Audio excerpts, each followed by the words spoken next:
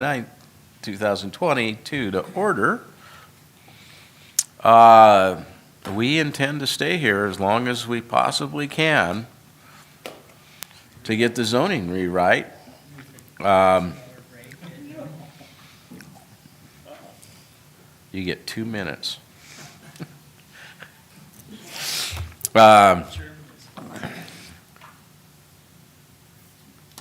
This thing has been going on for a better part of a year and a half.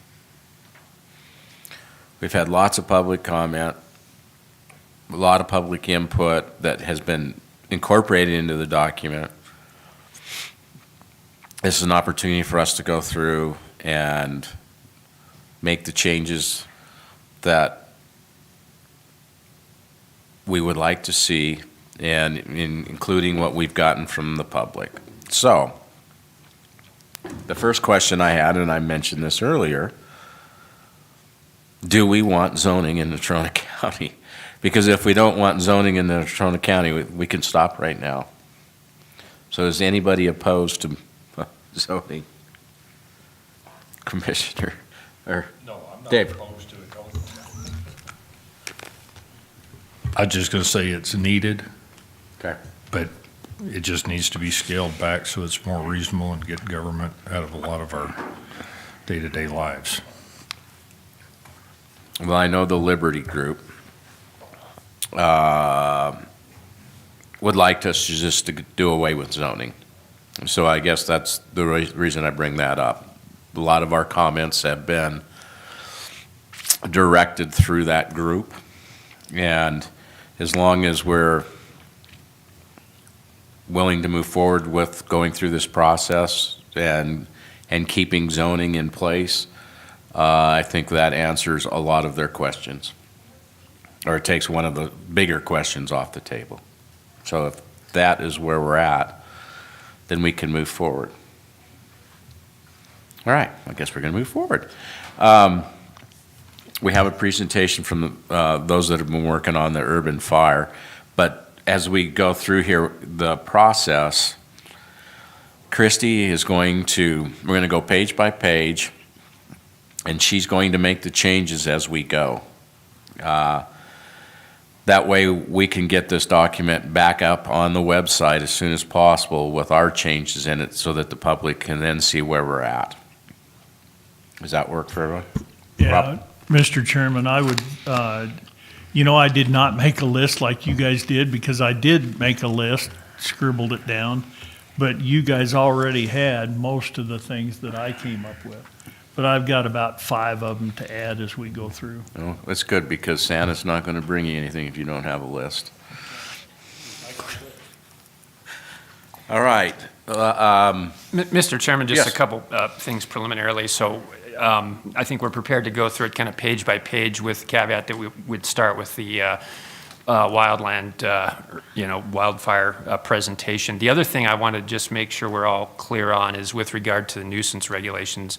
Based on my conversations with the chair, I think it's the intent to kind of set those aside at this point. We're not going to get into them today, and I think the intent then would be to just pull forward what we currently have as nuisance regulations and not try to perfect that prior to the end of the year. And so I think there's maybe some confusion in the public, because we've had some folks come in and they were chagrined that we didn't have a updated drafts. But I just wanted to make sure that I'm receiving the direction correctly from the commission, and that I've correctly passed that along to the staff, that we are not working on the nuisance regulations at this point. I believe that is correct, and if we strip them completely out and don't have them, then we will have no nuisance regulations. So I think the need is to put them in an appendix, and then as you've stated, they really don't necessarily belong in the zoning, should be standalone, and then the next opportunity that the commission gets together when they have time. I don't know if we will be done before the end of the year, but the new commission then could take that up, take it completely out, work it, and let it be a standalone document. resolution. Mr. Chairman. You know, you can do some of that stuff through the zoning, I think, but once it's there, it's very tough to clean things up. I mean, we got several of them west right along the highway, and it fits under, once they're there, they've pretty well passed zoning. And so it becomes a nuisance then. And so I think it's, someday they will have to address that. Well, we're not going to get rid of it. Good. The question is that zoning enforcement and nuisance enforcements are under actually different statutes within the or in the state statutes and dealt with differently.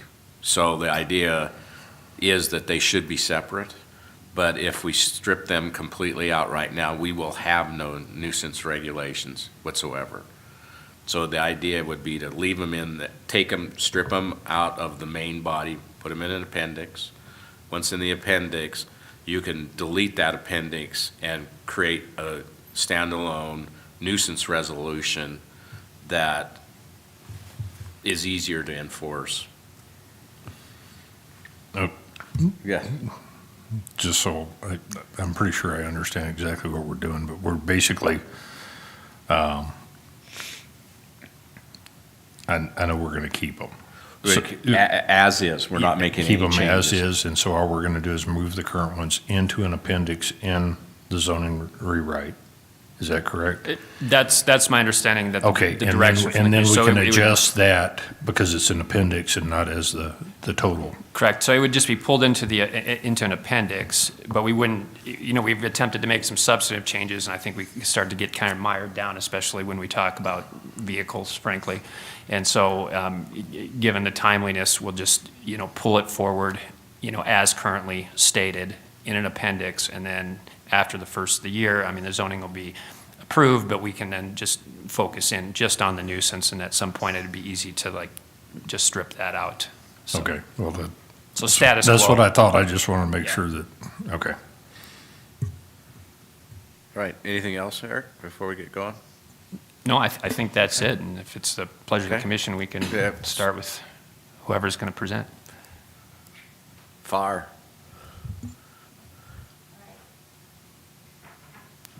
I guess I can do it from here. So we have, Does that need to be? is that better? Yeah, you'd have to get it pretty close. Want her to sit there so she can. Do you, well, I don't know if she can, Yeah, that's fine. you're all right. I was just going to say, we also have this one over here, if you want.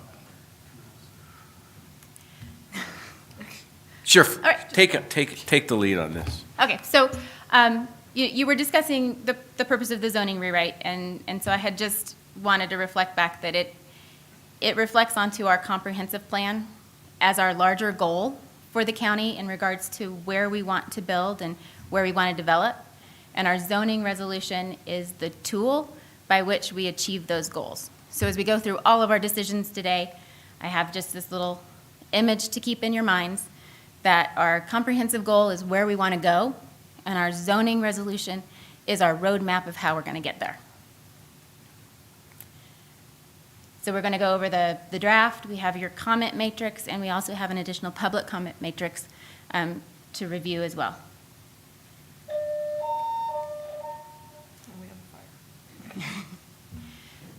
So per the P&Z condition of the 10-11 meeting, the planning department was to coordinate with subject matter experts to develop the recommendations for the design standards. The members of the committee are listed there, and they have a letter that they would like to present, as well as some recommendations. So I'd like to introduce Stacy Hill, sorry.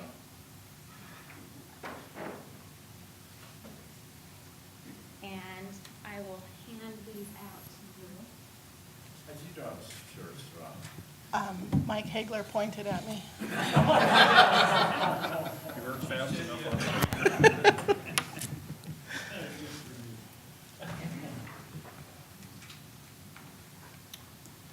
I'm sure glad we're talking about this instead of the other stuff we've been talking about. Yes, yes, no kidding. Welcome. Thanks.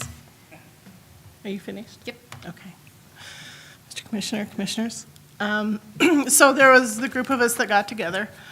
We've spent quite a lot of time in meetings going over the zoning rewrite, and we have some recommendations. It's in the letter, but I'll give you the short, condensed version. Basically, we all agree that in MR1 and MR2, any of the language referring to wildfire and mitigation should be removed from the zoning rewrite.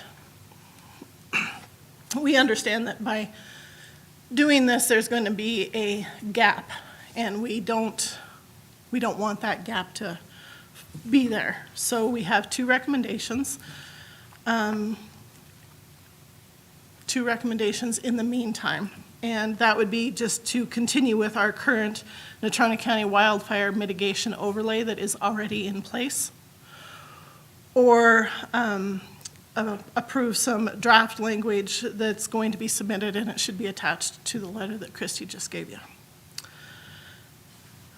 We hope that one of those two recommendations you guys will put into place. And in the meantime, what we're recommending is that there is a standalone document that's going to be created for the community and the emergency response agencies, and it will be the Natrona County Wildland Urban Interface Standard. We believe that the group of people that we have together working on this right now are capable of forming this new document. And the intention is to utilize that document and subject matter experts to make sure that we have the proper wildland interface mitigation that Natrona County needs. The resulting document, once we have it put together, would then be submitted for public review and comment, and then hopefully approval for the Board of Commissioners. We also have a 2014 Natrona County Wildfire Hazard Mitigation Plan that is in place. It was, like I said, 2014. That needs to be rewritten. They suggest that those be updated every 10 years. We're coming up on that mark. So Justin Smith has put in for a few grants to help cover with the cost of doing the rewrite on that. We also understand that public outreach for Natrona County is a huge deal. Having the community understand and being able to educate the community on what we're doing is greatly important. So there's also a grant that has been applied for public outreach. And then there is an additional grant that has been applied for, and that would be a cost-sharing program for the citizens of Natrona County. It would be a 50% each way. But if we were to get those three grants, it would cover the education piece, it would cover rewriting the 2014 mitigation plan, and then it would also have an incentive for the citizens to actually do mitigation on their property. That really is the down and dirty of the letter that you have in front of us, or in front of you, but those are our recommendations. We think it should be a standalone document.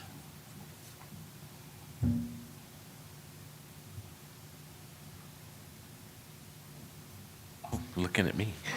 Do you know how much the grants are for? Justin?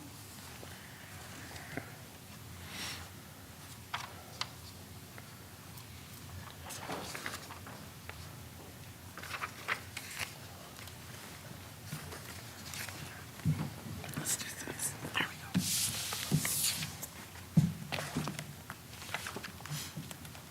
I noticed how she just gave him the hot seat. Did you see that? Man.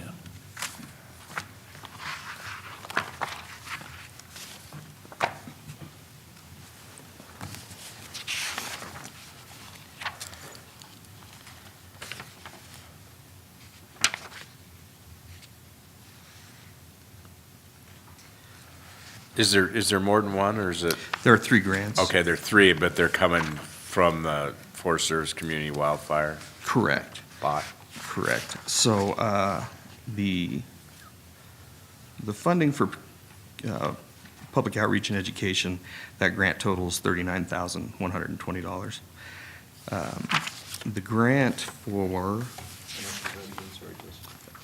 $39,120.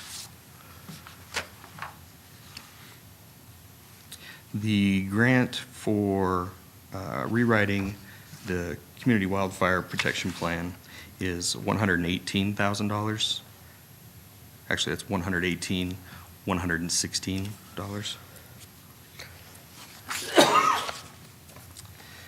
And then the grant for the cost share program totals $75,000.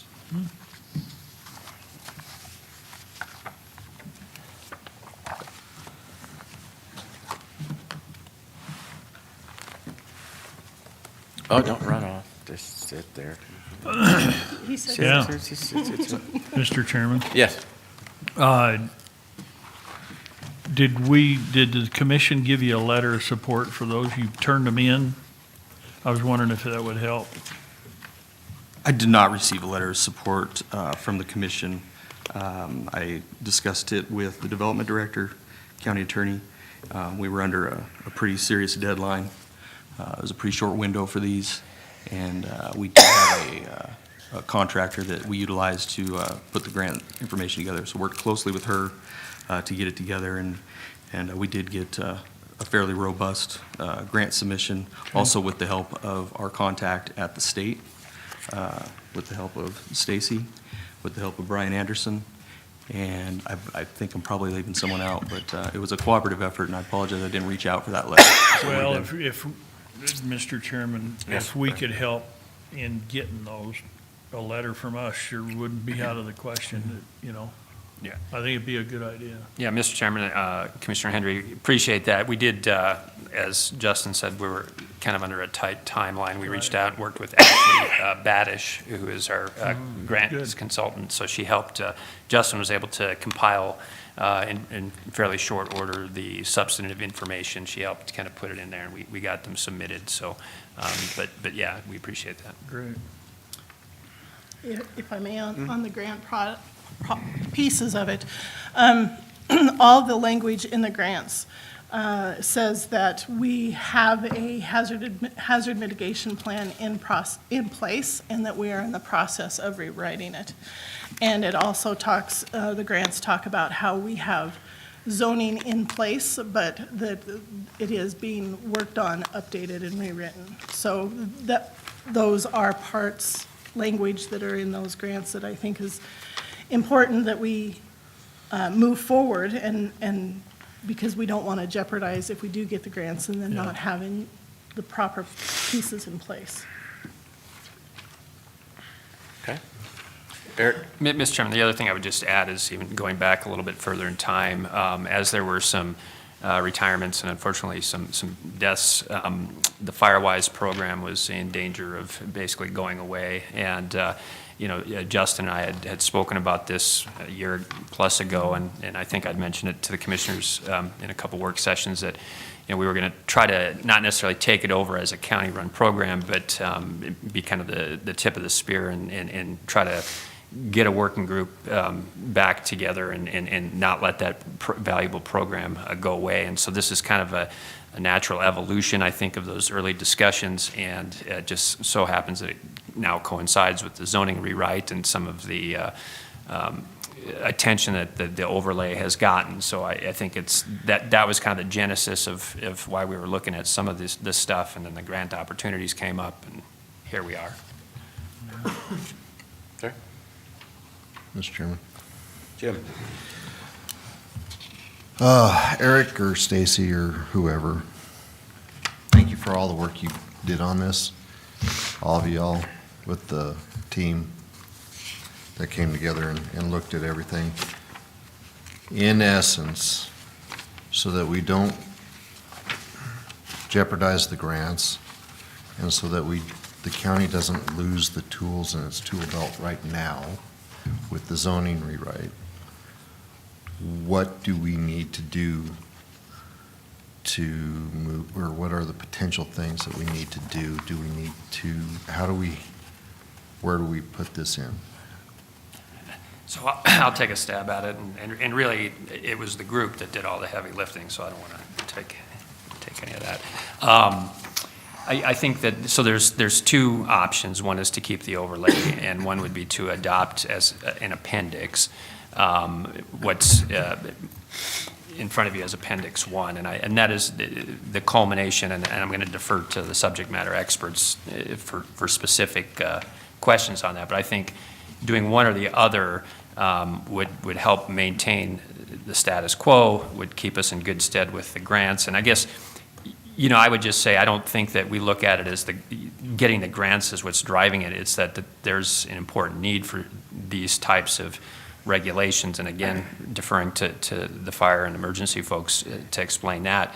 And the grants, if we're successful in getting them, will help us to implement, educate, and incentivize the public here in Natrona County to do what we need them to do in order to minimize fire risk. I think, Justin, we were talking, and I can't remember if it was 600 or 900 structures on Casper Mountain alone. And so, when you look statewide, there really isn't another corollary in terms of this urban interface area where you have so many structures in such a condensed area. And obviously, the Casper Mountain is kind of the crown jewel of Casper, and so we don't want to lose that. So I'll stop talking and see if you guys have anything to add or correct. No, I think what you're saying is absolutely correct. I think one thing that we came together as a group, we all feel that it doesn't need to be just about the mountain, though. This is about all of Natrona County for the wildfire and the mitigation. There's areas out at the lake, there's areas at the base of the Bighorns, out on Coal Creek. I mean, it covers all of the county, not just Casper Mountain. Mr. Chairman, Yes, sir. who came up with Appendix I? Who developed Appendix I? The group that submitted the letter participated in the formation of Appendix I. Mr. Chairman, Yes. but maybe Commissioner North's question is, did you guys just start typing it up, or did you borrow from some source? What was the genesis of it? Yeah, because it appears to me that Appendix I is no different than what was already in the rewrite. The only difference is that I have real issues with some of these, real issues.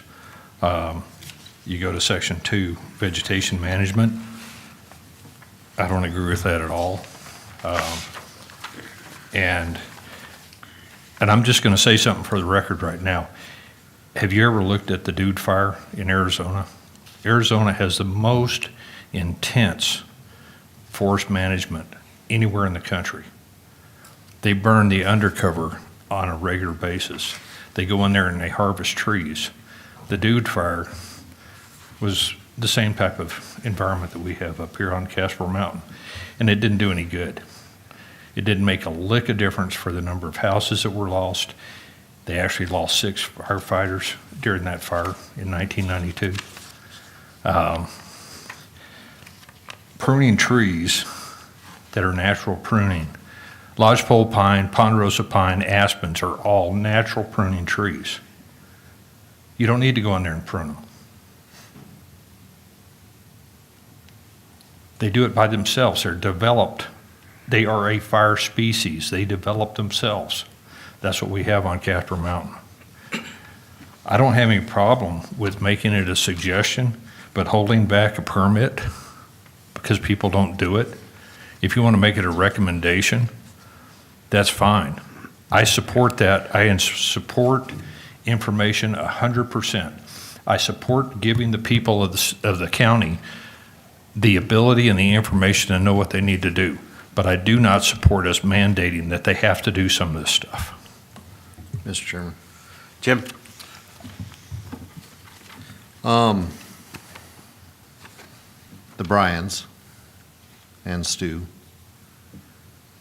as subject matter experts in this and being part of this, what you have presented, will that give you the tools to for public safety and are you comfortable with this and so that it won't trample on, on private property rights to a great extent? Or how do you guys feel about this? It's kind of hard to hear you from back there, but do one of you guys want to speak to what Dave just said? Brian or Stu, looks like. Can you come up here, please?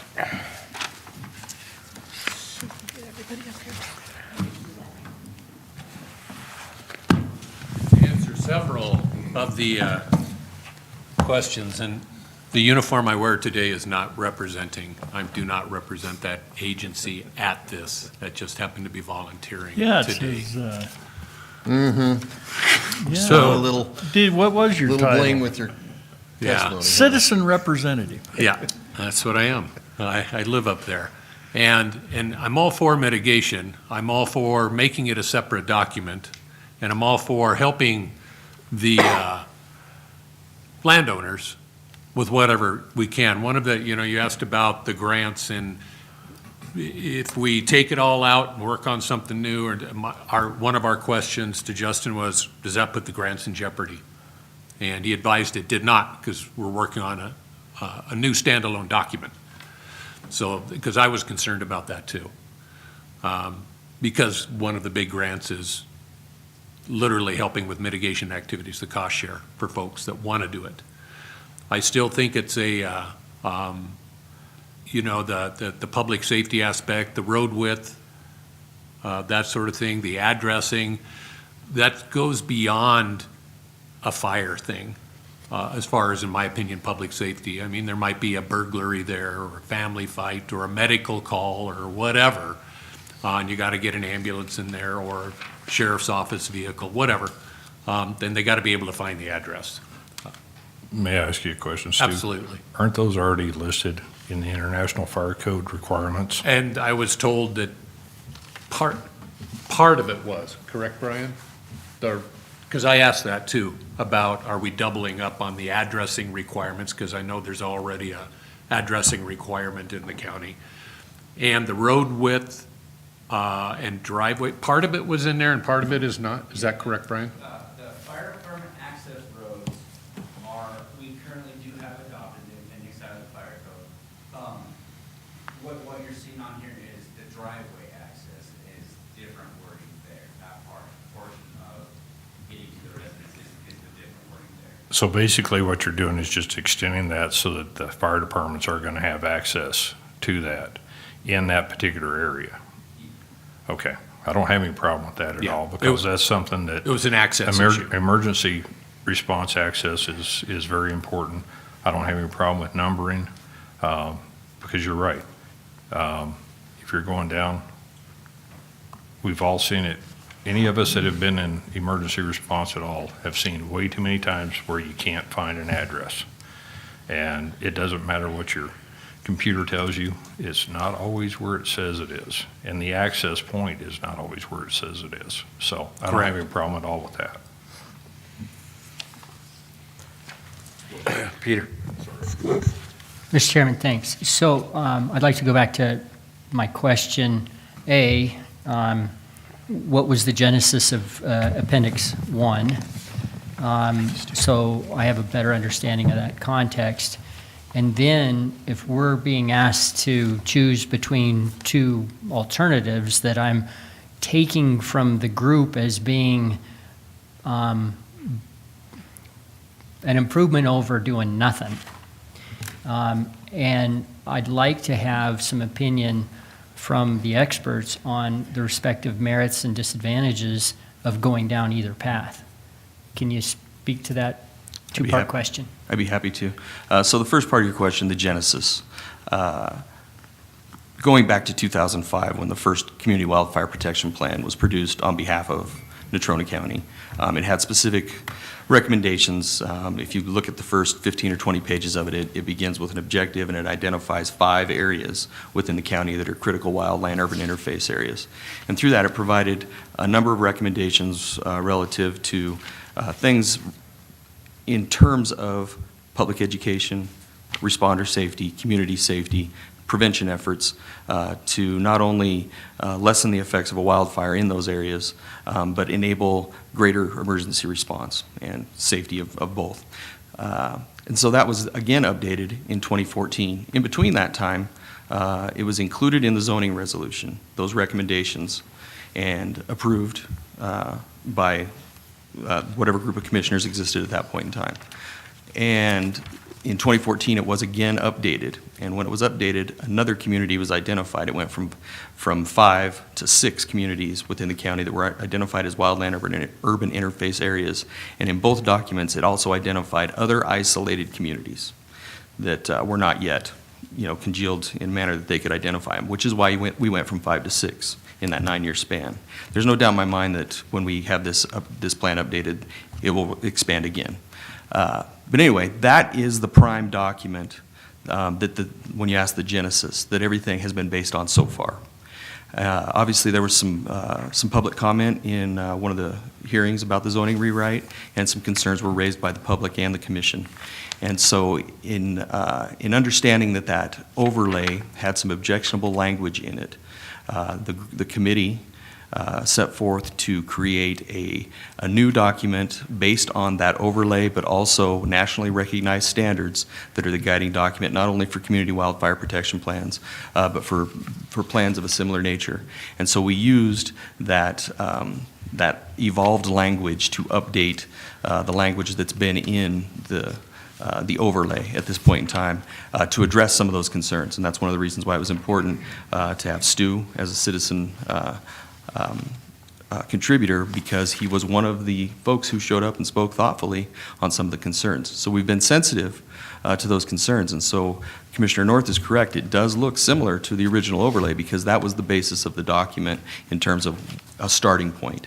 And then what the group did was we went through it piece by piece and sought out updated language that was less objectionable, yet did not compromise our ability to provide for that same for the same level of safety and preparedness for our community. We did have to make some concessions. There's some compromise in there, but we feel that the document that we have revised will serve as an appropriate placeholder until the new standalone document can be compiled using relatively the same process, but using more time and enabling us to utilize even more resources when it comes to subject matter experts, et cetera. So I believe I answered the first question in that respect. Please remind me what your second part of the question was. I'm going to withdraw that question. I'm going to ask you a different one. Okay. But I do, by the time we're done with consideration of this, want to better understand why you didn't just give us one proposal. Instead, you've given us an option, so I'd like to hear the merits and the disadvantages or shortcomings of going down either path so I can make a more informed decision. But I want to go back to Commissioner North, his perspective on, I shouldn't say perspective, but one of his comments on vegetative management, defensible space. Part 2, paragraph number 2, D, as in dog, says vegetative management recommendations. Okay. And we start going down subpart 1, subpart 2, I see should, right? The language should. I turn the page, and then I start to see shall, not should. Two different things. Recommendations to me means should, may, ought to, you'd be smart if. Why did we not carry through that entire part 2, paragraph D, as on a recommendation basis rather than a mandatory shall basis? So I'll take responsibility for that. Again, this is a document that we've been pressed to put together in a very short period of time. And so some consistencies like that, you're bound to discover some more. The intention, of course, is to supply both recommendations and requirements, because some requirements, for instance, when we talk about like the building elements and a few other things, they were identified as critical elements that we really do need to require. Yeah, and I want to stick with this vegetative management, sure, because I think I do see some of the same things that Commissioner North is seeing, which is whether it's self-pruning or whatever. if this has permissive language in it as should, and I'm just talking about this 2D, okay? Okay. If these are truly going to be recommendations and then that language is should, then I think I could, be fine with that particular portion of Appendix 1. I appreciate that. And, when it comes to the vegetative management, our true expert is Brian Anderson, and I know he's got some statements he was planning to make in a presentation, and so I would defer specifics about vegetation management to him. One conversation I will volunteer to your inquiry, though, is that we discussed how the language itself is troublesome to some people in terms of, is it a requirement to get your permit or your CO and things of that nature. And so again, Brian has got the longest history with the actual boots on the ground, working with the folks on the mountain to say, hey, these are the things that you need to do. And every property is different. And so we've been successful in the last 2 decades in making sure that people are getting plans that are appropriate for their site, the topography, the vegetation, and Brian can tell you the ins and the outs of when people are very receptive as opposed to, in contrast to when they're very opposed. And so our intent was to make the language have at least enough teeth so that critical things can be accounted for, and then the other things can be recommendations so that we can find a happy medium in treating those individual sites. And again, Brian and experts in forestry are the key to providing that prescriptive vegetative management. So this document in our, Christy made an excellent point early in the presentation where she talked about how the zoning resolution relates to a greater plan. And really the role of this document is to enable experts to evaluate those sites and provide the appropriate recommendations so that we can ensure that people are going to be safe with their new homes, as well as their neighbors and the rest of the community, and the responders. Thank you. As a temporary document, though, I still see the wisdom in having this read permissively in this particular section rather than as a mandate. At some point, maybe some of these things are mandated, but tree crowns shall be spaced an adequate distance as to reduce probability versus tree crowns should be spaced. I mean, I don't know where the line is, but you can tell I'm having some difficulty saying that these are recommendations when really they're not. And again, I apologize. I probably could have solved the issue that you've got right now by, when typing the document, simply including that other word, requirements and recommendations. So my apologies, and again, I'll take full responsibility for that oversight. Rob? Yeah, Mr. Chairman, I think you guys, we've been up on those fires. I was there when the first Casper Mountain fire burned, and it burned the wrong way down a hill at 5 o'clock in the morning. Stu, remember that? Yeah, and it scared old-time firefighters. And so things can happen. And then I was on the district board, and firefighters don't want to pick and choose, but that's what they're faced with. If you have a property that's got defensible space, they'll save your house, but you got to do your part. So I'm glad that you're trying to get some money for the public outreach and education. That's part of it. And I think I am good with a few word changes, but to have this as a separate document and not talk about it in here, but just go ahead and approve it, but then come back after the first of the year and start working on this one. I think that's a good plan, because it does need a little work. We talked about it here today, a few words here and there. In the original document that we're going to talk about, I mean, it had structures and provisions for log homes, log cabins, and it pretty well said, no, you can't have a log cabin. People want to have a log cabin on a mountain. They want to. But I don't think we ought to withhold a building permit if they want to have a log cabin.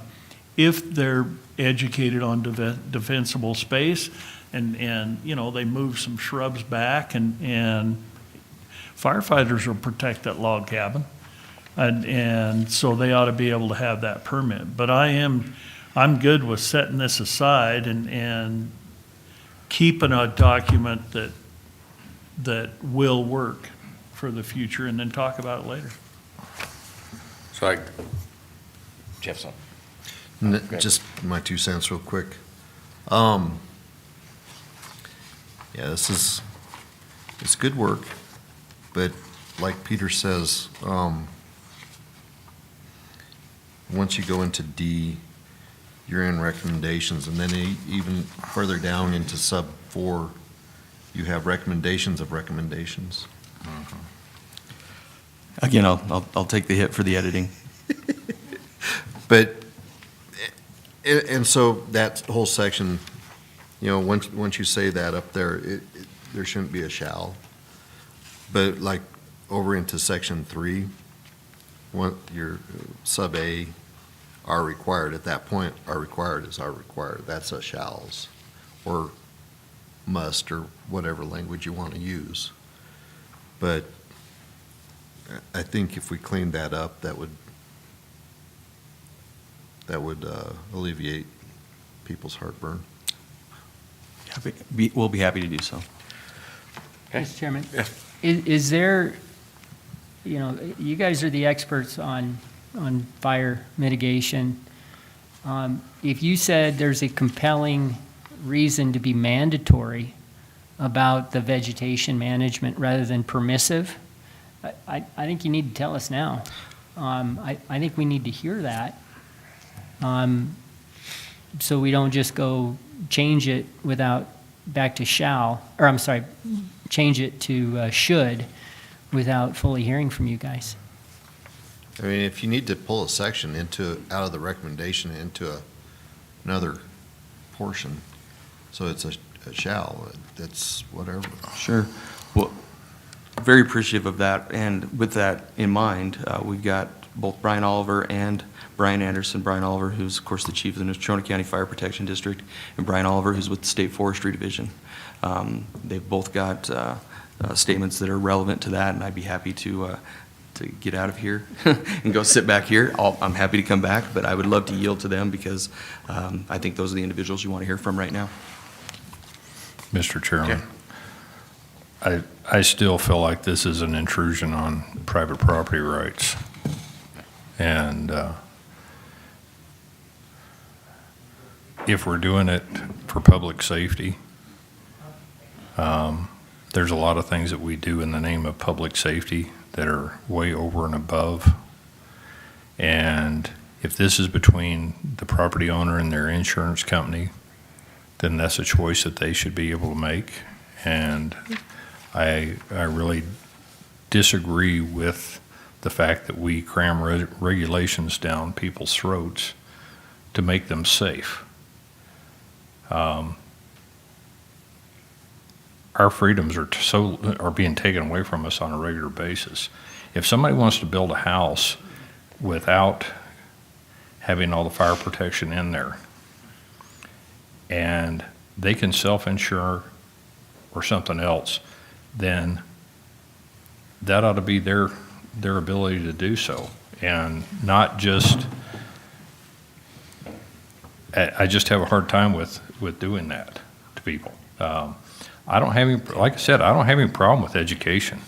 I don't have any problem at all with telling people what the safest route is. But it's just like on our highways. You know, we have snow this time of year. The safe speed limit is not necessarily 80 miles an hour on the interstate. But if somebody chooses to do that, they have to pay the consequences for their own actions. And I'm a firm believer in allowing people to have that choice. I think at this point, the one recommendation is this appendix would be to actually do this like the nuisance, put it in as an appendix, strip everything else out in the main body, and then rework this at a later date. I would agree there, when I read even the purpose and scope, when it shall be responsible, the authorized, it shall be responsible for the maintenance of structures, landscape materials, and vegetation.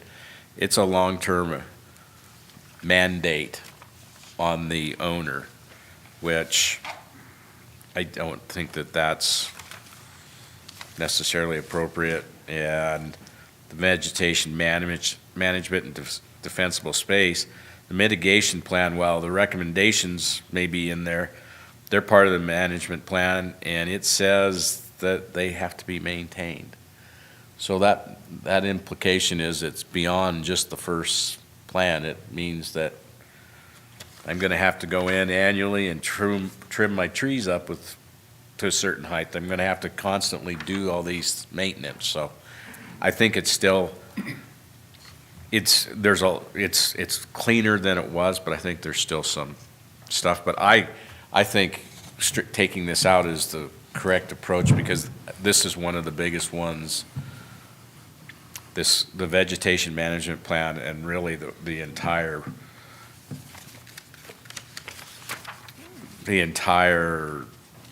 fire, urban, wildland, urban interface area question is probably the one we've received the most comments on, so.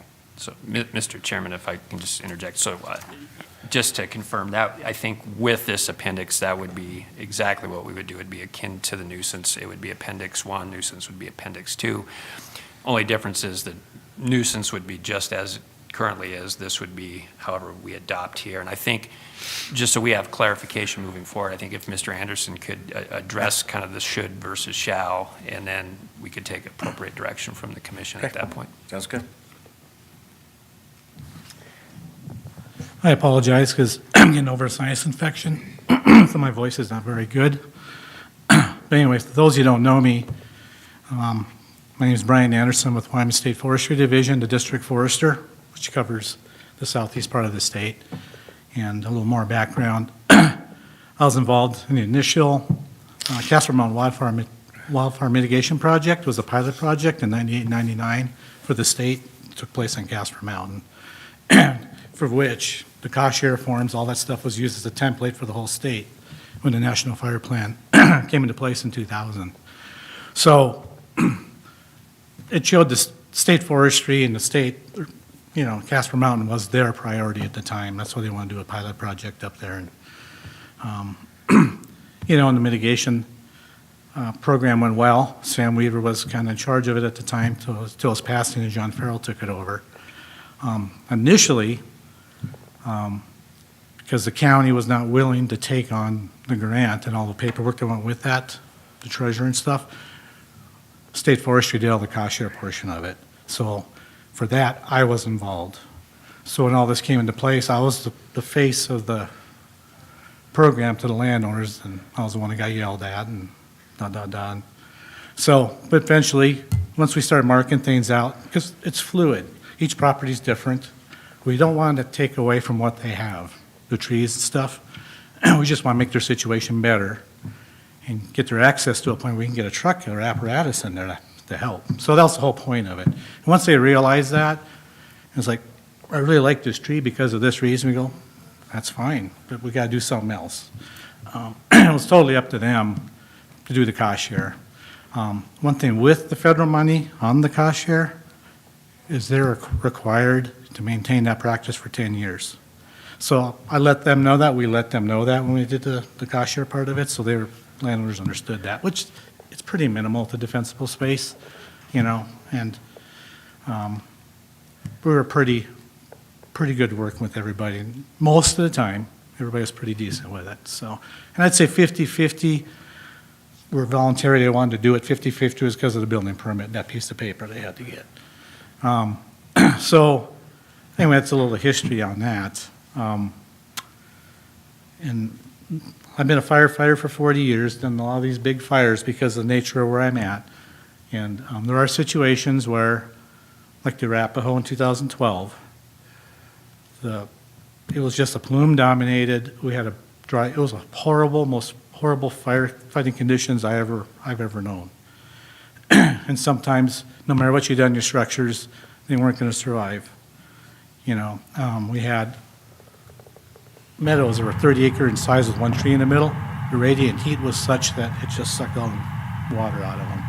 But the structures on the fringe and some of that type of thing, the firefighters were able to get into, and some of it did make a difference, having defensible space and fuel treatments. But anyway, oh, sorry. We're going to show a video. This was on the Mullen Fire, and we used it for landowner education stuff. And this is the Price property up there. They did a defensible space. And for a lot of you who've been in the Snowies and Sierra Madres, you know a lot of the trees were dead.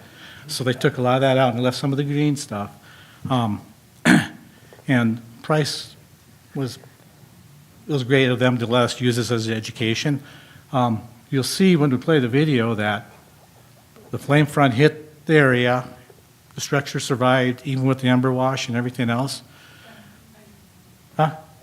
Well, I'll just kind of lead into that, but you'll see, and I'll point out to you, you'll see a couple small fires starting, one on the deck, and then one in the corner of the house is one of those metal fire pit things, and they had a little pile of firewood there by the corner. And another thing too is that the access in here was very poor. The adjacent landowners didn't want to straighten roads out and stuff, so there were some issues there. But we'll play the video. It's shortened. The thing's like 3 hours long or 4 hours long, but we cut it down. There's some stuff in there, so I'll let them play it.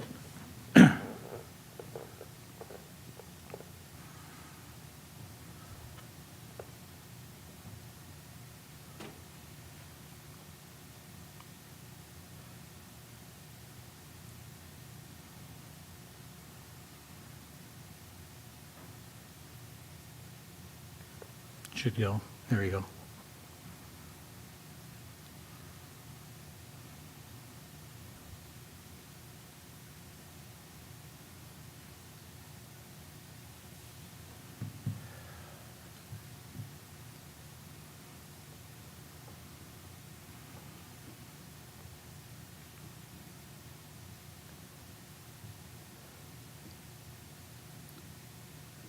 And the vegetation and the elevation are about the same as Casper Mountain. As you can see, they did a pretty good job around there.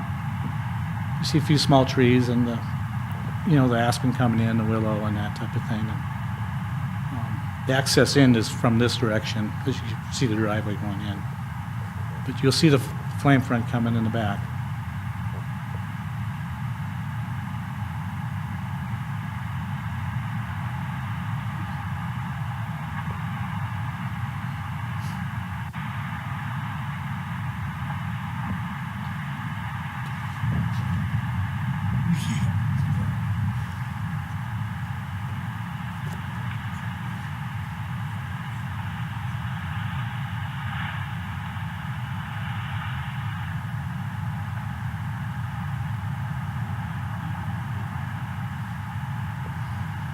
Yeah, luckily the camera was in a good spot. It survived the whole fire, so. You see the fire on the left is where that little metal fire container is. You can see the fire for the wood pile there, and then on the right's the deck. This is the heavy ember wash. It's hard to see, but that's all full of embers.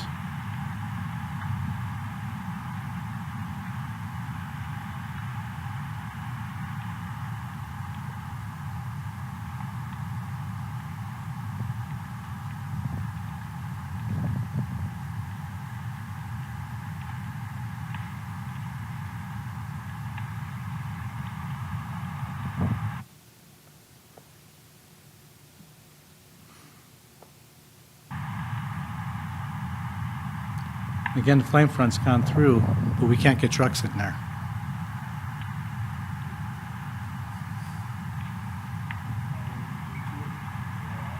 Right, exactly. So a lot of this is for firefighter safety too, besides landowners. Yeah. And like most of Wyoming, it's all volunteer. I mean, you can't make somebody leave their structure, but most of these did. So you can see right there, 44 minutes in now, the structure's it's involved. And even if we could get brush trucks at this point, we can't do it. It's got to be a structure truck, because, and they're 2 hours, 6 minutes later, it's gone. So my assistant Travis put that together. I know it's short, and but it just kind of shows even just the maintenance, some just small things around. It survived the big flame front, you know, but it's the secondary stuff. And another one had, and you've seen some of this from other, like David Cohen stuff and all that, but they had a wood walkway from the parking area to the cabin, and in the same subdivision, and it got in that wood walkway and it carried up to the cabin and involved the cabin. Investigators were kind of checking all that type of stuff. So, well, granted, because all the dead there is mostly fairly well of a clear cut around there, but that's not what we're looking at up here or Esterbrook or anywhere else. You know, just thinning the trees. You can even leave a few trees together as one kind of a clump. A tree is one big tree. But, you know, I'm here kind of in advisory capacity with the committee and everything else. And, yeah, I mean, I've worked on the mountain with all these landowners. I think quickly I went and looked and how many, because I was doing the cost share stuff until Sam and Craig took over doing it. I think I did 208 defensible space projects on the mountain, and I think 3 in the South Bighorns and 2 in the rattlesnakes. So, yeah. And we did some fuel breaks up along John Moses' place up there too, secondary to some of this. So, yeah, I mean, again, I'm a mountain landowner too. I own a cabin up by Crimson Dawn stuff, so I get it. You know what I mean? So it's not for me to say, oh, it should be mandatory or anything like that. I see the benefits. One other thing I wanted to mention to you too, because Sam put some of this together and I finally found it where he had it. The Sheepherder Hill fire, he put some stats up there. So the structures that were involved in the fire, 15 of those structures had defensible space.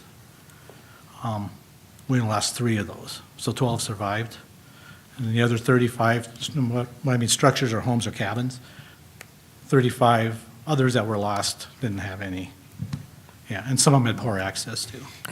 So they're numbers, but it's just something Sam put together for folks. We did presentations at the Aspen subdivision, some of that stuff, and presented some of that. So, you know, it does work, and the situation is, and it just, they're not all Arapahoe fires. We have these more moderates to, you know, fire moves through here, it burns hot here, down over here. It just improves the situation for the structure to survive it. Sometimes writing's on the wall. We're just trying to keep people alive and protect firefighters. We just have to stand back at some point sometimes and let it go and get in as soon as we can. So, anyway, that's kind of what I had. 2 questions for you. Sure. Well, one for you and one for Stacy. In your recommendations or in the Appendix A, is there any shalls that are written as shalls that should stay as shalls? Well, we're, at least from my end, you know, when we're going through this, we were trying to make it so it didn't seem like we were just telling people you had to do this, you had to do this. So, I mean, my personal opinion, as a firefighter and even a landowner, but I understand it. So as a landowner, it's like, I'm going to do this. Some of the shalls I'd like to see stay in there, but you know what? It's, you know, to pick which ones should be shall, which ones shouldn't be, it's kind of, you know, not one's more important than the other. Right. They all kind of work together to do the same I'm not thing. necessarily asking you like as a landowner or whatever, but your professional opinion, right? Stacy, going back to Peter's question, I agree. I'd like to hear you 2 options, pros and cons. I haven't really heard the answer to that quite yet. I think one of the things that we tried to do with the 2 options, leaving the overlay that's already in place there, or using the draft language, the Appendix I, or 1. I think what we tried to do, well, I should say I know what we tried to do, was to make it not so hard. In the overlay, it says you have to have your grass cut to this short. that your trees have to be this far apart, you know, and when with a draft that we've got, the draft language that we've got, we've tried to soften that and not make it so hard. That's why there are the two different options. Either one of the options that you choose, we're good with either one of them being in place. It just gives us that stopgap to continue to work forward and make sure that we have a standalone product. Thank you. Mr. Chairman, does the overlay have the same mandatory language on the vegetative side of things? The overlay has the same language, but it is a lot stricter and a lot more. As I was saying, I don't have the overlay with me. Justin, do you have the overlay? Well, just I want to be 100% clear. Option A is to stick with the overlay, but my understanding is that maybe it's not as broad in terms of its scope as this appendix would be, because the applicability, is that right?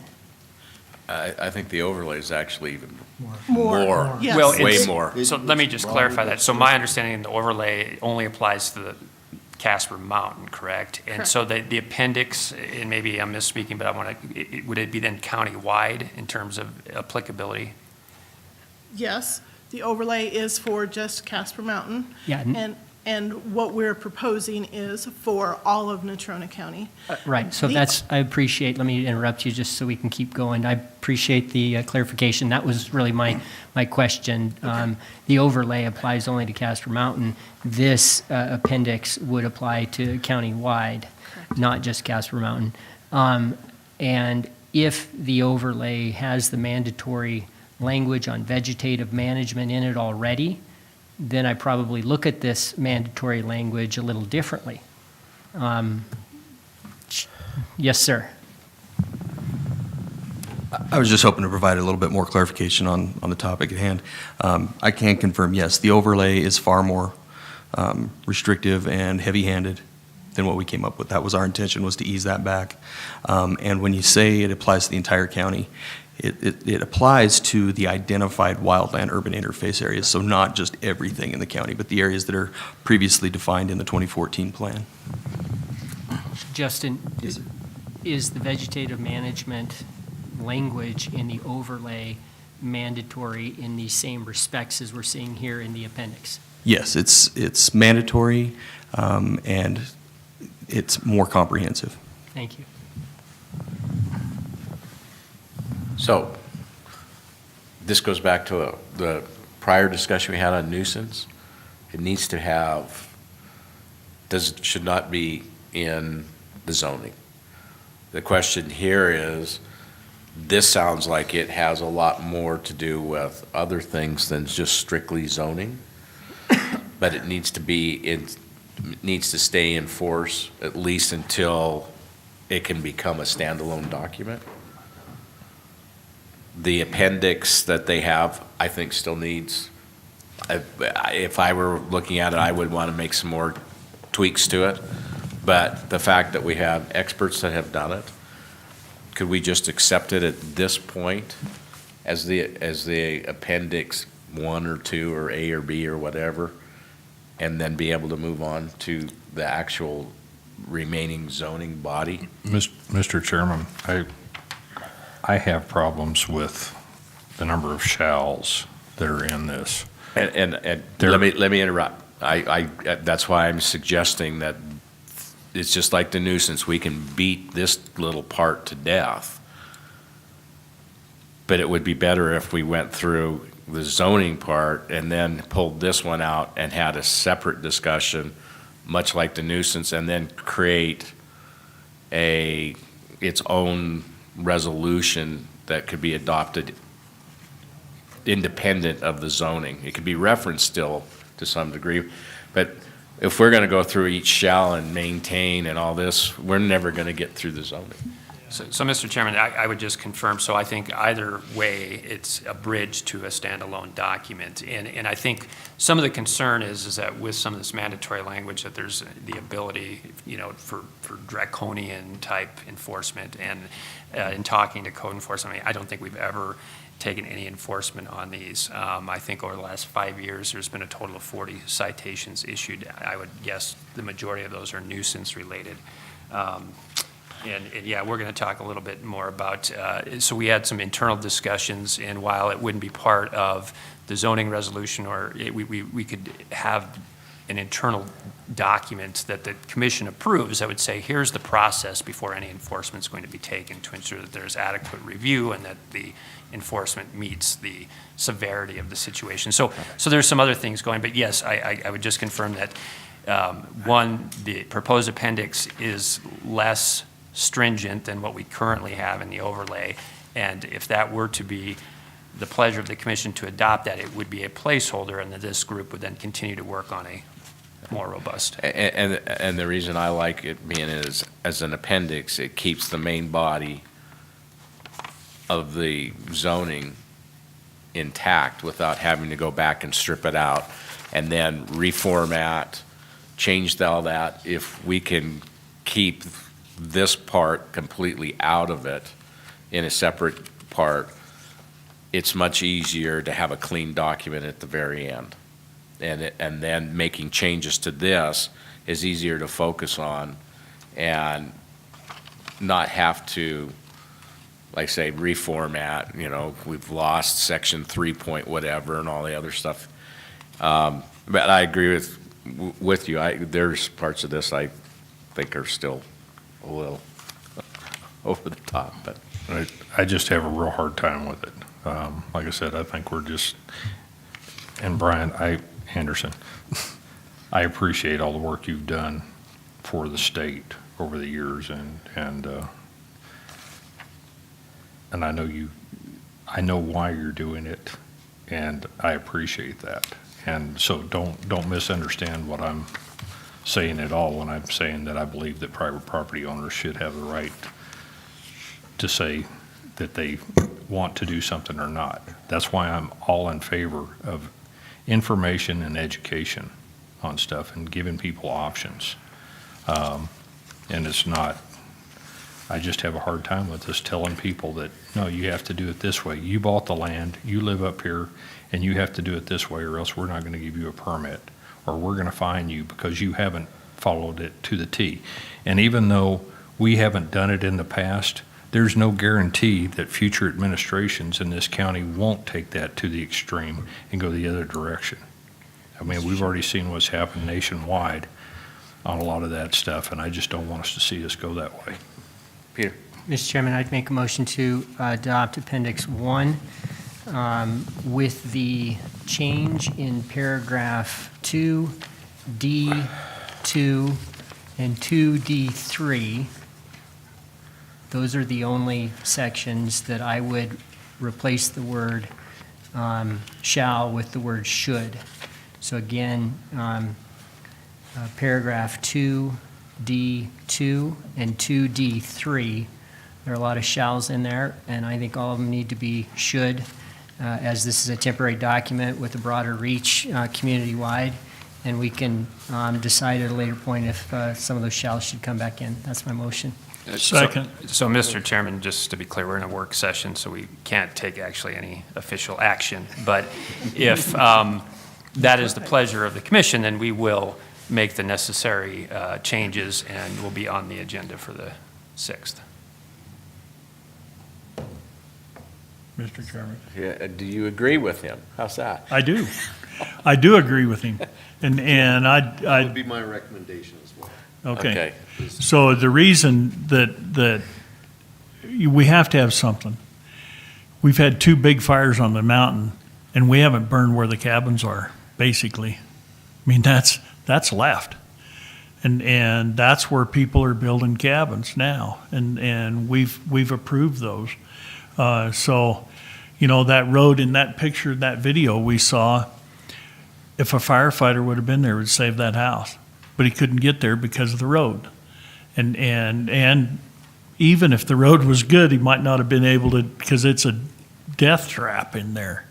But a good road would have been something. So I agree that we do need some rules, because you're helping protect everybody else too.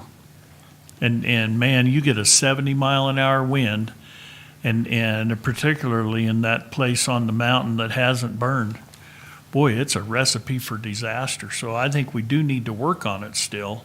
So we'll work on it after the regular zoning. I agree. All right. We good on that? All right, we took a whole section of stuff out of here out. All right, thank you. We didn't let you talk.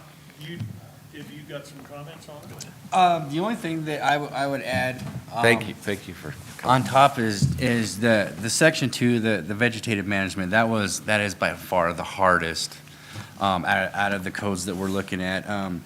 As a group, we were able to agree pretty easy that fire department access along with civilian egress is very important.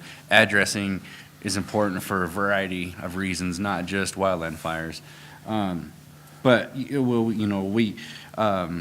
the group, along with being in the field of study, most of us are landowners on the mountain. And for instance, I would like to build on my property when I retire. And looking at this, if I retire, I'll be fixed income trying to meet all the requirements of, say, the WUI code, and it's incredibly hard. So we did try to take a lot of stuff like that into consideration with the vegetative management, and that's one reason that we're asking, for a standalone document and more time to work on it and see what's right and what's appropriate for the county and our residents here, so. Thank you. Thank you. Yeah, I understand. We've had a place up in Montana. I've seen the fires come right up, and it's scary. And the only way to keep it from ours is literally knock a couple acres all the way around us. Then it's just barren ground. Who wants to be there? So I understand where you're coming from, but I don't want to. The mitigation part of it. If there's incentivizing and working together, that works so great. When you come in with a hammer and a bat and say, you're going to do this, nobody's going to play ball with you. So that's my fear in shalls, and you will, and you're going to maintain, you're not going to get the cooperation that you need. If you're in there hand in hand working with people and helping them and incentivizing or whatever else is necessary, that you're there, if it does something for their insurance, if there's some certificate they get that drives their homeowners or their property insurance down, anything you can do that the owner is willing to do on their own, and you're just helping them, I think it will work. But my view of, and I've seen it anytime the government comes in and says, you shall do this because I'm telling you, and even if it's your own personal property, they don't like it, especially when it's their own personal property, I should say. So anyway. That's true. Yes.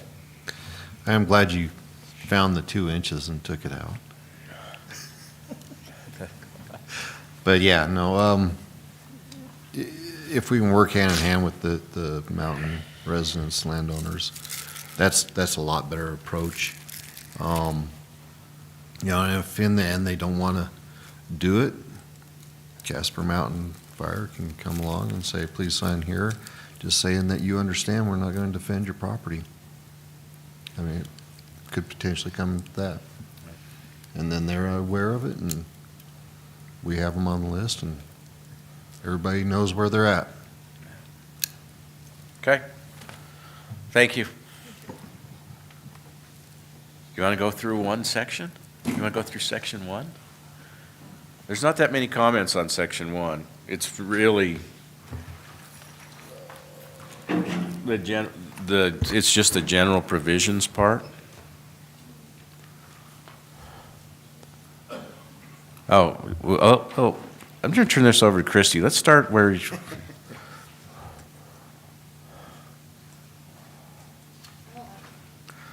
Or let's see if we can get to where we're at 1 and see how you've come along.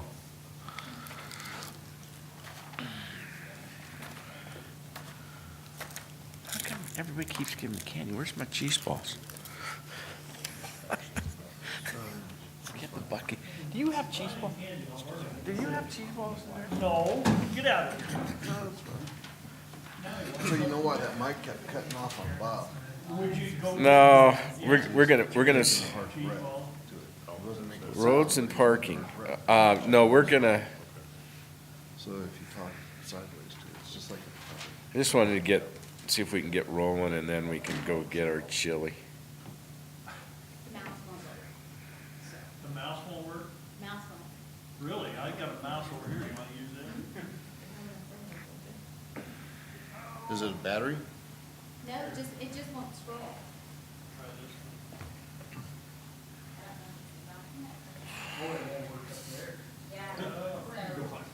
Is IT?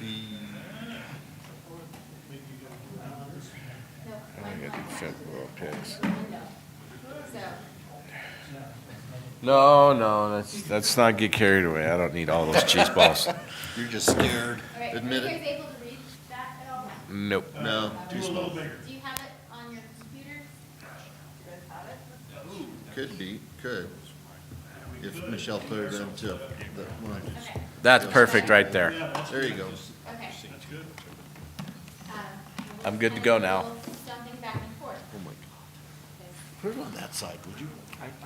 I'm good with my left side. Put it on that side. Put it on that side now, please. You know what, we'll just do it this way.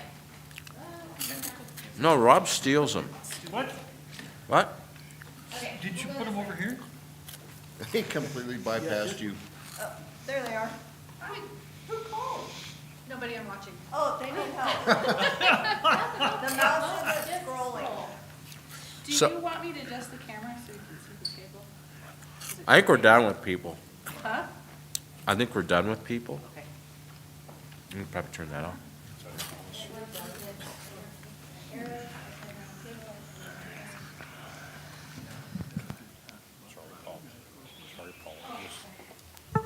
Linda, do we Oh, I- have an award we can give you for spending the most hours on all of this combined?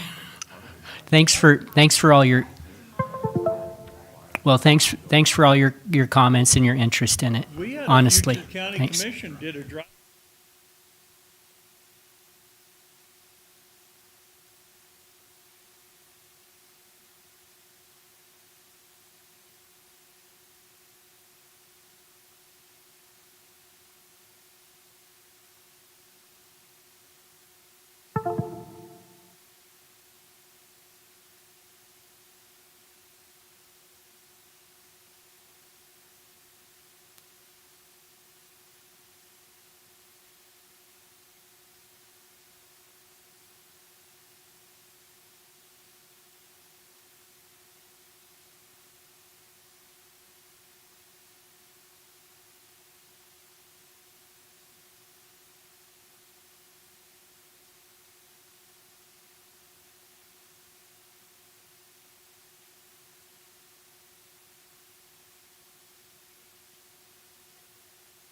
Of changes throughout the document that we changed section changes. So you'll see that there's a BOC section, and then there's the P and Z draft section. So in your notes, if you made a note on a certain section, it'll show up on that P and Z draft section.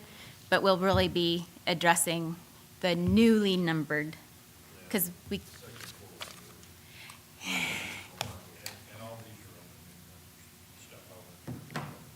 They're all on the new numbers. Okay. So if we start on our spreadsheet,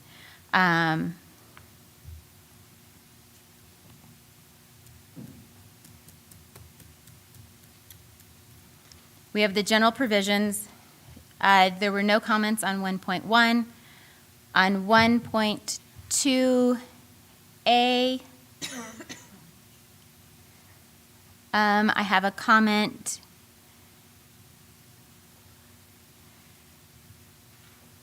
A3 was, so we deleted A3 out of the document. Why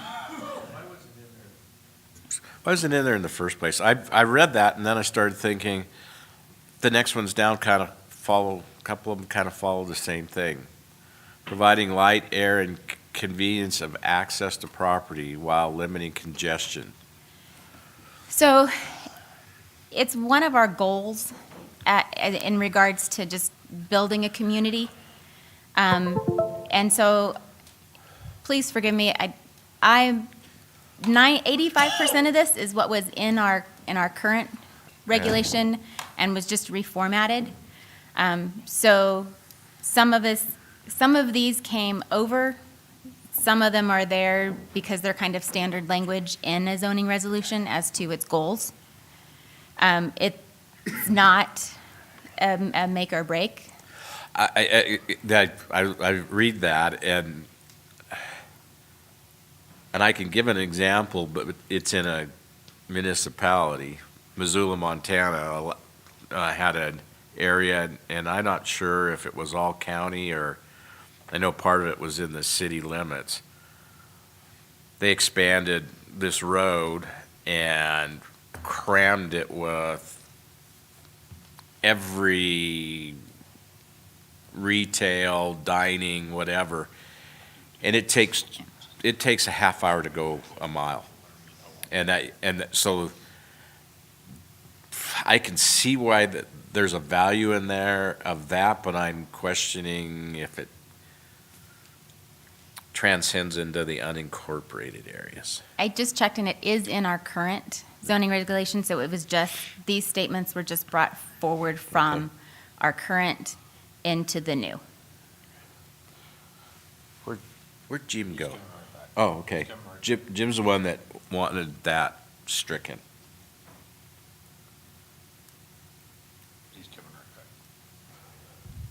And so when we go through and evaluate any of the cases in regards to zoning or CUPs, we evaluate it by whether it's meeting the goal set forward in the intent and purposes.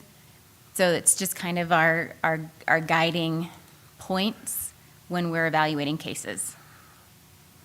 And another one here would be if you did a subdivision out in the county and we said, nah, one little road is sufficient that's out there, and yet all of a sudden you're going to have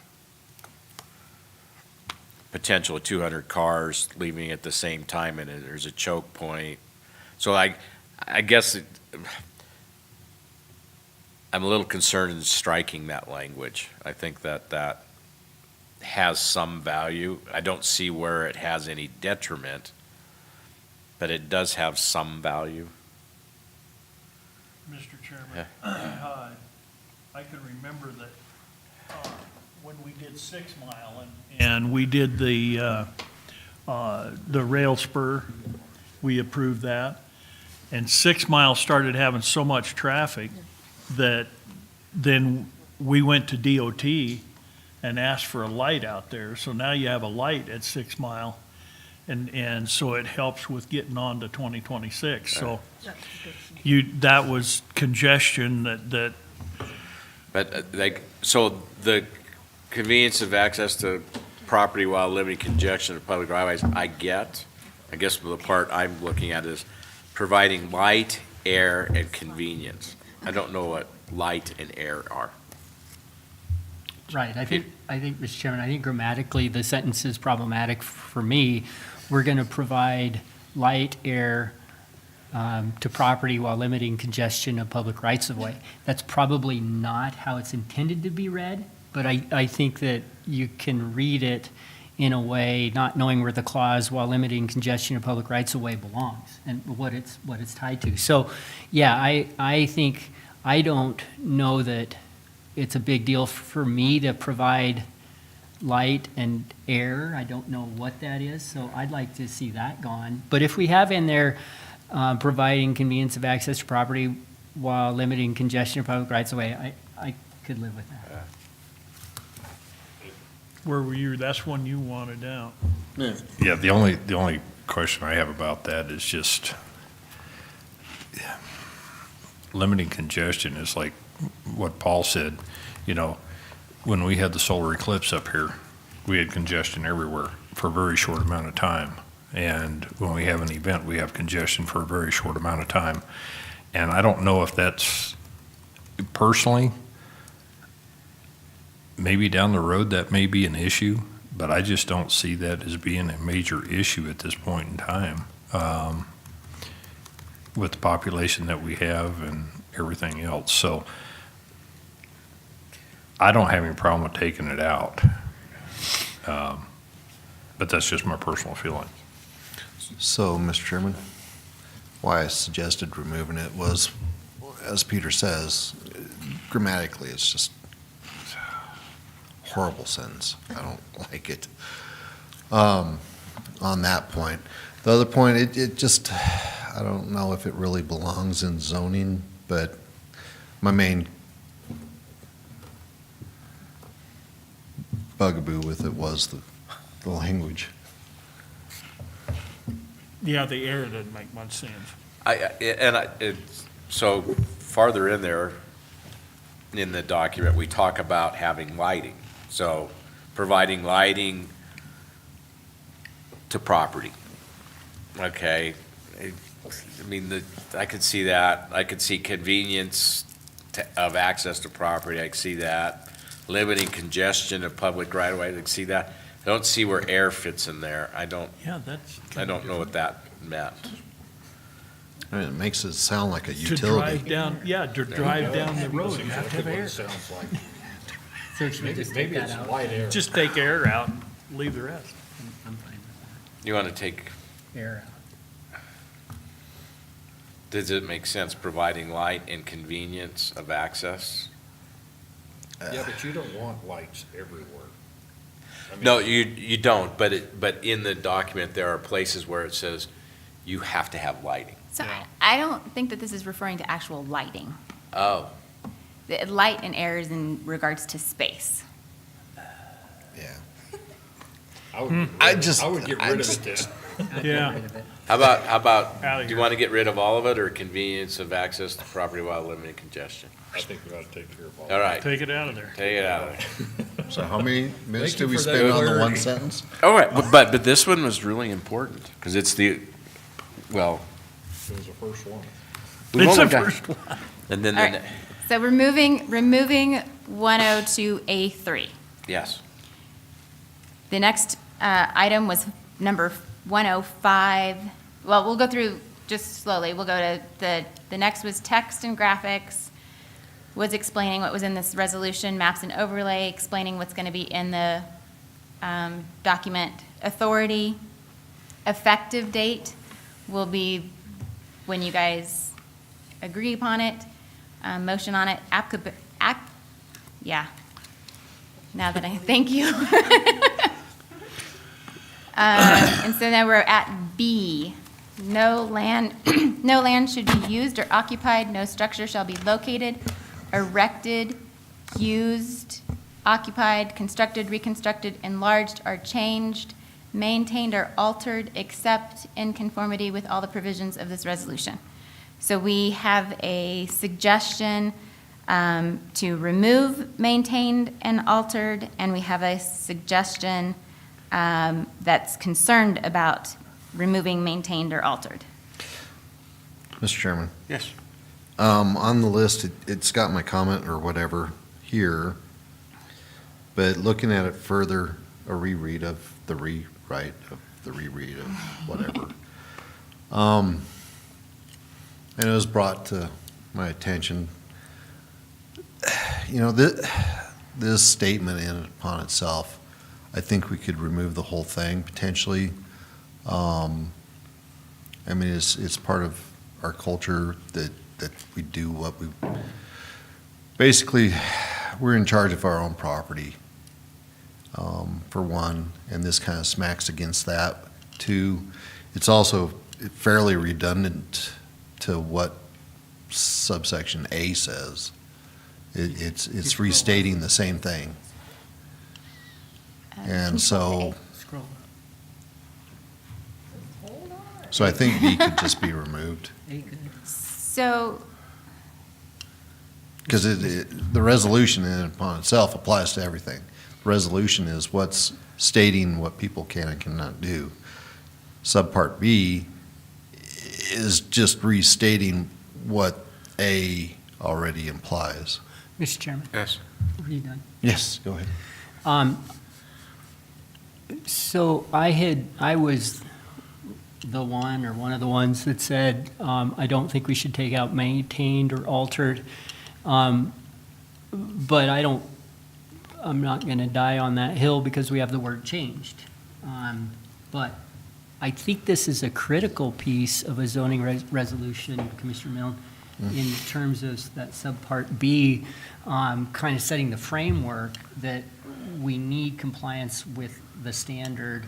I don't think this is repetitive or redundant with subparagraph A. And I think this is language that, at least as far as I'm aware, I've seen in every zoning resolution or ordinance body. I think it's super black letter law kind of stuff, so that everybody can come back to this if there is a building official or other enforcement that says we need to comply with this, your land doesn't comply with these provisions or your use. So I think it's important to have the paragraph in general. Okay. No, I see what you're saying. The maintained and altered, though, there is portions in state statutes that, in my mind, supersede what zoning wants, like as far as running electrical or whatever, where you don't need permit, or if you're doing it yourself and you know what you're doing and da-da-da-da.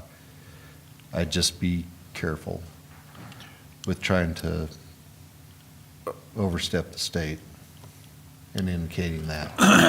Well, if you do something, you gotta have a building permit, and if you wanna maintain it or change it or alter in a way, you're supposed to have a permit. Well, for some things, but not all things. There are some things that you can do that aren't structurally required. Electrical you have to have, plumbing you have to have. But if you're replacing the siding on the outside of your house, that's a different story. So there are some things that you can change that don't require a permit and aren't really going to change the zoning per se. It's not going to change the overall complexion of the building. So, I mean, or the neighborhood by doing that. So there are some things that. So are we good with leaving it in its entirety, or pulling the maintained or altered? It's not even let down either. Huh? Whatever. Leave it as is, I don't care.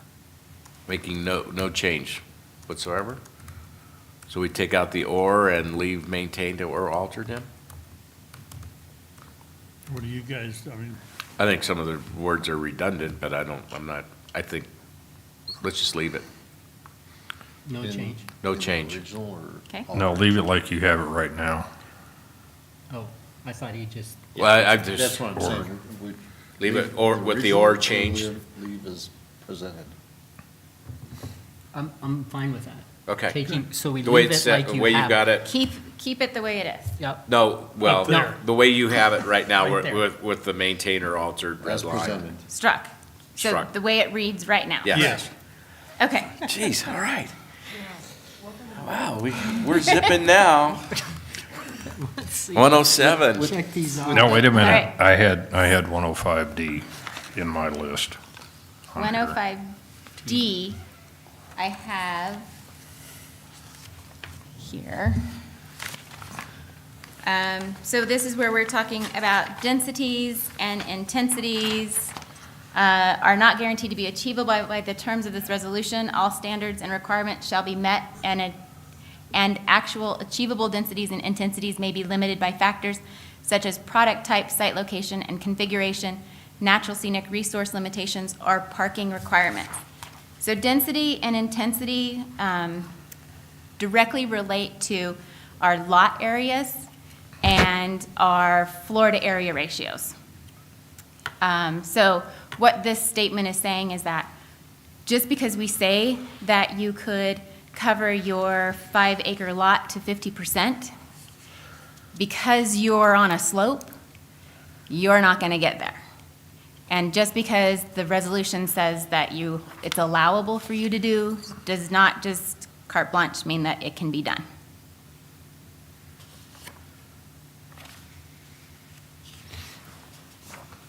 Okay, so what was Well, I just had questions about the density, I mean,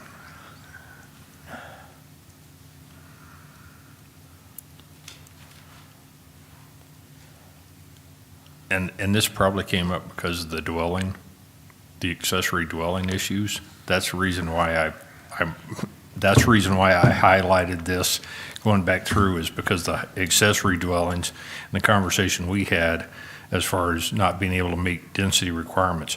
I want to know if we're talking about the density of the property as far as the facilities go, or are we talking about the density as far as the population goes? There is a huge difference, and if we don't, I just want to make sure that we're clear on what we're talking about. If you're only talking about the buildings and the ability to build, I don't have any problem with that, but that needs to be clarified so that shows that that's what it's talking about, and not accessory dwellings or something in addition. In this, your maximum densities and intensities all relate back to each zone's ratios. So just how many residential units are allowed on a particular lot in a particular zone.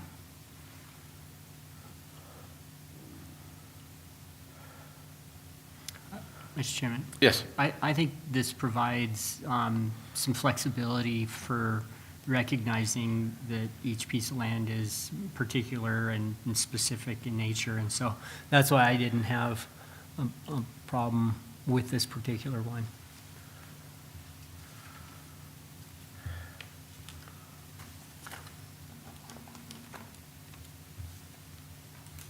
Anyone else? Leave?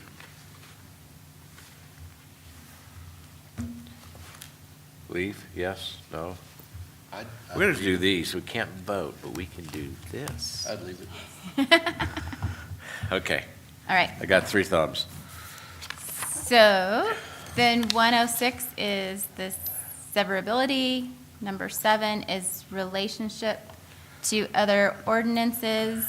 And I have a note on here for 7A to take out any implied conflict.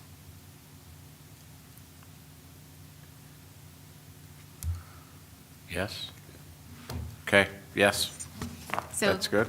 keep it remove implied. As presented. Okay. Mr. Chairman? Yes. Christie, I don't mean to jump in here real quick, but just out of efficiency, unless there's a comment or something like that, we ought to probably just keep bouncing instead of trying to go through have you do each phrase. 7A, 7C then is our next comment. Whenever a provision of this resolution refers to any other part of the Natrona County Code or to any other law, ordinance, resolution, the reference applies to any subsequent amendments of that law if applicable. The comment was for current or future application of this resolution. Subsequent is the recommended legal terminology to be used. Okay. Good? Okay. Dave, keep me up on your list as well. I'm watching both. So we're up to 202B. Nope, We just went through section 1. Woo-hoo. Okay, we're done for a Casual while. applause, lunchtime. No, Time for a break. we're gonna go, as soon as we get to wildlife mitigation. Okay, Oh, man. 202B. We added Natrona County to be more specific. So the official Perfect. Natrona County applicable director, Natrona County. Nope. That was the added requested add. Okay. Does anybody have to go use the restroom? Good, because you can't go right now until we get down to the bottom. C1, unzoned lands. The note was add Natrona County, and we did. Okay. It's just not blue. That takes us to 205, 1A. Oh, and this is our MR1, MR2 descriptions. I do have some new proposed language for this description, so do you want to come back to it after lunch, or do you want to look at it now? Now, let's do it now. When you're hungry, you work quicker. You would.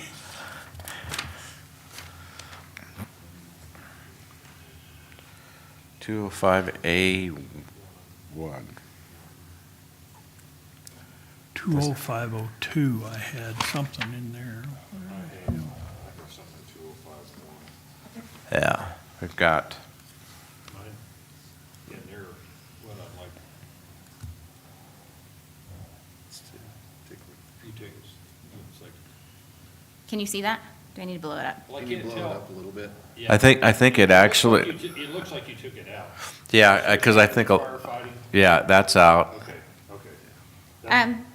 That's what I had. Natural hazards are out. I just, So in order to make it read a little bit smoother after all of our strikes, the intent and purpose of MR1 district is to establish and protect areas for low-density residential and accessory agricultural uses in accordance with the 2022 Casper Mountain Land Use Plan and develop land in a sensitive manner. Due to the unique nature and characteristics of the land in this zoning district, Section 306 development in steep slopes and natural hazard areas is applicable and should be referenced for areas with slopes greater than 25%. How, I like sensitive in generally, but, I mean, Yeah. the Keep it word up. choice, sensible, in a sensible manner, or a sensitive? Can we just go and land development, period? And land, we can? Rather than what you have, it just mountain land use plan and land development. In All right. accordance with. Other than that, Looks good. the new, What are new we- proposed? What was it? What are we doing? Don't look at the top. See, the green one is going to replace that entire stuff with the exception of in a sensitive manner. Will get struck. And intent I is can't. to establish structures I and can- develop land. I don't like that, though. What? Because we don't necessarily want to develop land. So I would put a period after Casper Mountain Land Use Plan, period.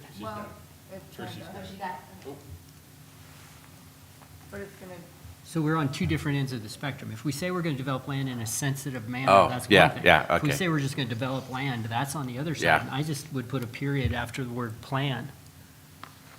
No, that works Okay. too. Yeah, because really, because the Casper Land Use Plan does have how to develop land in a sensitive manner. just, No, I agree. yeah. Just It put does. period there and get rid of the rest. Yeah, it does. Get rid of Yeah. the rest of it.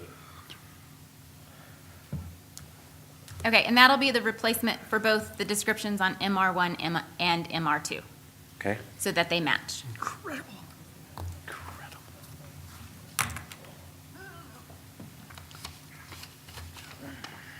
I mean, we're almost to lunch, just saying.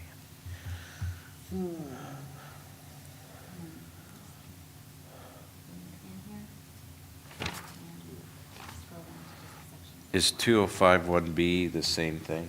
Or is it a, okay, so Yep. we've replaced those two. So we're up to 205, I have the height restrictions in 2.05-1. we don't have any height restriction stuff in A1. Huh? Well, we're still in 205. 20, Yeah, this is 205. This is Yeah, right here. this is 01 through 8. Yeah, we're down to, Mr. Chairman? yes. Yeah, what's the score? I just a matter of personal privilege. Yes? The United States just scored a goal against Iran. All right. Has the game been going for? Important bit Are we boys up over one? here Are watching we up it, 1-0? talking at the same, We're up he can multitask. We are up 1-0. Although it appears a little play-by-play. Christie, that the only one that I Christian didn't have Pulisic that may in be was, injured. I think, the mobile home section For which? for the height restrictions. For height restrictions? Yeah, I think that's the only one that I did not have anything in. The driveway, you mean? No, it's down there, keep going. See right there, maximum building height. Oh, the, So, on the maximum building height,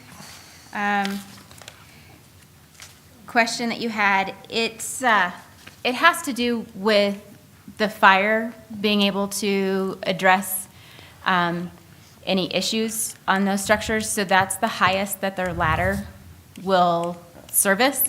And so it's not necessarily about the residents, but it's also about the safety of the firefighters.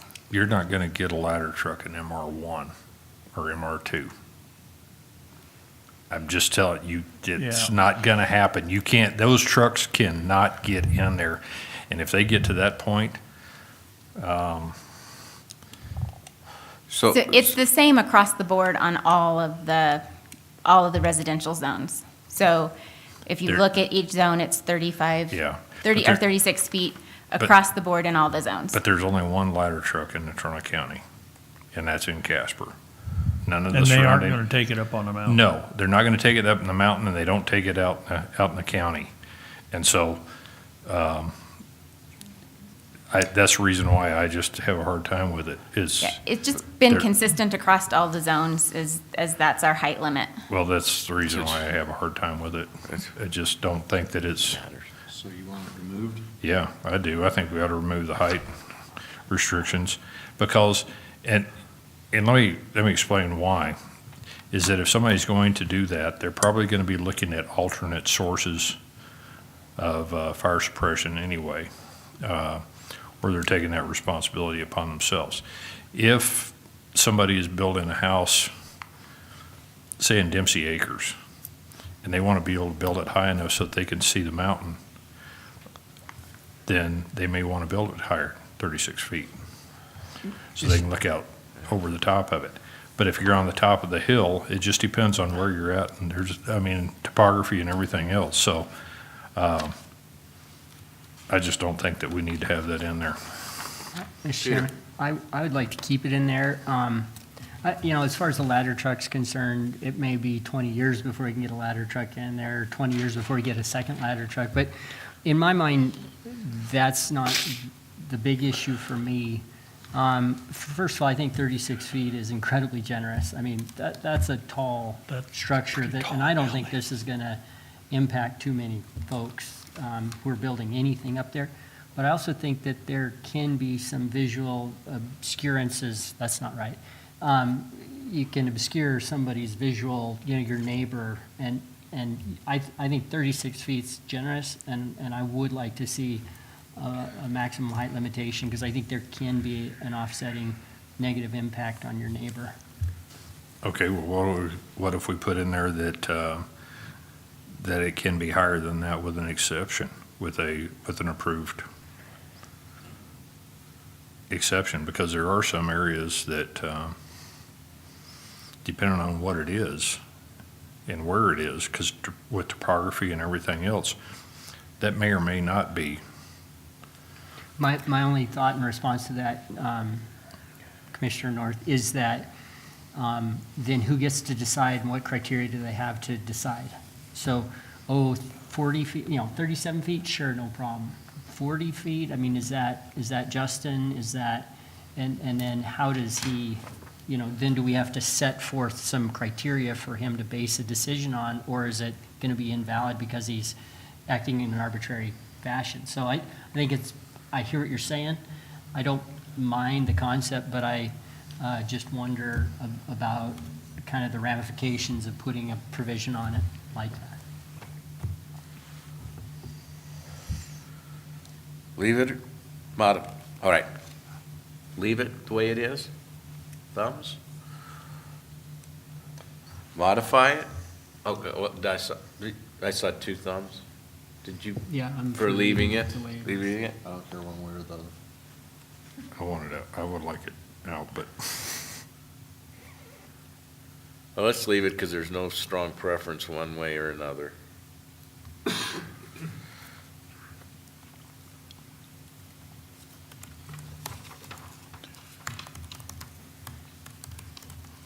This section also has about building materials and no wood shingles, I understand that, but that's the log cabin deal. Those design standards have been removed. Yeah, all Okay. that's, so is 205A, 205, 2A is gone. It's already been. that's already been gone. Okay. Hey, Let's go have okay. let's go have some lunch, and we'll pick up at 206 when we get back. Okay. Am I correct, Miss Um, Christie, on that, on 205 Road? 205 is all the wildfire, That was all. That's all, okay. That- yep, all the 205, wildfire. 20502. So the next one is going to be 206. So 205, 205 02A. A, is that? O2, yeah, A, Was removing natural. reduce Right there. cost right there, and reduce cost associated with firefighting in more remote areas. 02, O2A, 0502A. I'm sorry. In a It's after there. sensitive manner, We got sensitive in there. That's what we replaced. So that- The that's all, what yeah, I'm that's saying, what we all replaced. The that's already MR1, MR2 is what we replaced with the green text Oh. you couldn't read. but Okay. the removing with the firefighting is the part that I wanted. It- From there to the end. So the, Same thing. so the intent that we did on MR1 is going to replace that entire section. I know, but that's what I had on there too, so. Yep. that's it. But it's all been fixed. In the new This has been. intent, Yeah, Yeah, the whole paragraph's been changed. With this green stuff. The you're With green green one? stuff on. that green one that we did on, It was up on the screen up there. All right, okay. okay, okay, so then that leads us to 206. okay. We're on the second page.